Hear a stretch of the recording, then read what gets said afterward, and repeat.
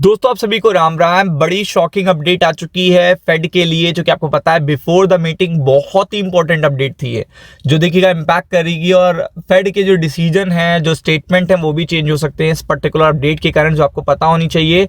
बहुत बहुत important update है, तो वीडियो को अंत तक जरूर देखिएगा। क्योंकि आपको पता है कि इस समय देखिएगा जब मार्केट ओवरबॉट कैटेगरी में होता है, तो एट दैट टाइम आपको फोकस ज्यादा करना होता है कि यहाँ पे कौन से ऐसे इवेंट है यूएस मार्केट के जो प्रॉब्लम कर सकते हैं, मतलब सीधे सीधे प्रॉब्लम में डाल सकते हैं पूरे के पूरे स्टॉक मार्केट को। तो आपको पता है कि जब अमेरिका की बात होती है तो सबसे इंपॉर्टेंट आपको एलिमेंट रहता है, जो सबसे इंपॉर्टेंट चीज रहती है वो रहती है कि सीपीआई इन्फ्लेशन के नंबर, फेड के रेट कट्स और फेड के स्टेटमेंट, पॉलिसी मेकर के स्टेटमेंट, ट्रम्प के स्टेटमेंट। तो ये सारी चीजें बहुत अपडेटेड भी रहती है और इंपॉर्टेंट भी रहती हैं। तो ऐसे में अगर आपको पता चल जाए कि जो फेड के लिए डेटा आने वाला था उसे कैंसिल कर दिया गया, फेड के लिए सबसे इंपॉर्टेंट डेटा आने वाला था सीपीआई इन्फ्लेशन का, और आपको पता है ये इसी पर्टिकुलर वीक में आना था, इसी पर्टिकुलर वीक में ये डिसाइड हुआ था कि आएगा।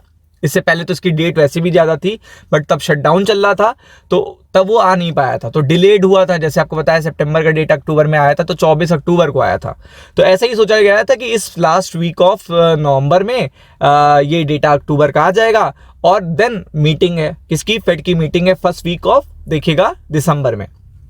तो फेड के लिए बहुत इंपॉर्टेंट थे ये नंबर, और एक्सपेक्टेशन ये थी कि आपको भी पता है कि सब जान रहे थे कि जो नंबर्स हैं वो बढ़कर आ सकते हैं, मतलब प्रोबेबिलिटी ये थी जिसके कारण रेट कट के चांसेस कम हो सकते हैं।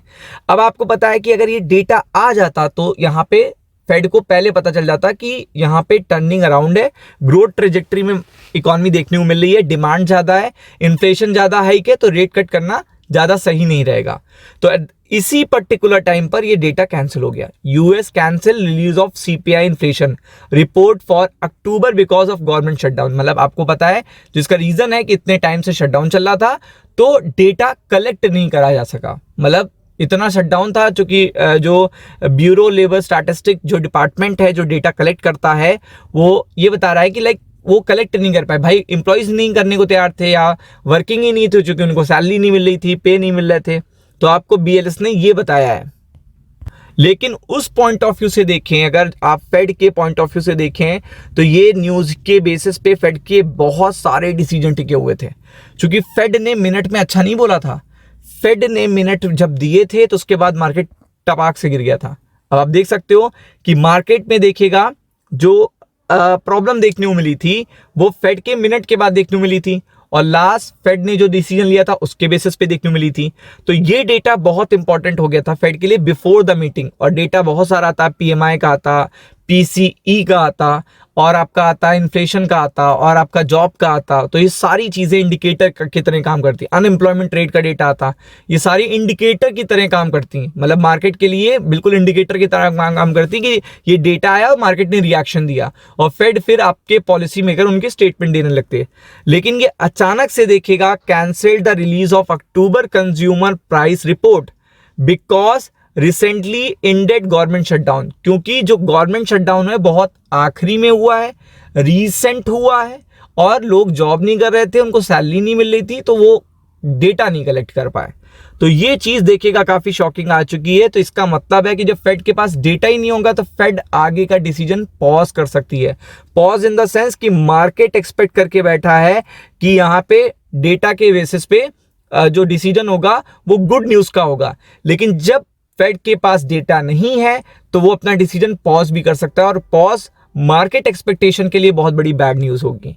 क्योंकि मार्केट ये सोच चुका है कि दिसंबर लास्ट मीटिंग में भी गुड न्यूज आएगी कट को लेकर। लेकिन ऐसा बिल्कुल भी फेड इनेबल हो सकता है क्योंकि बीएलएस ने देखिएगा डेटा ही नहीं कलेक्ट कर पाए हैं।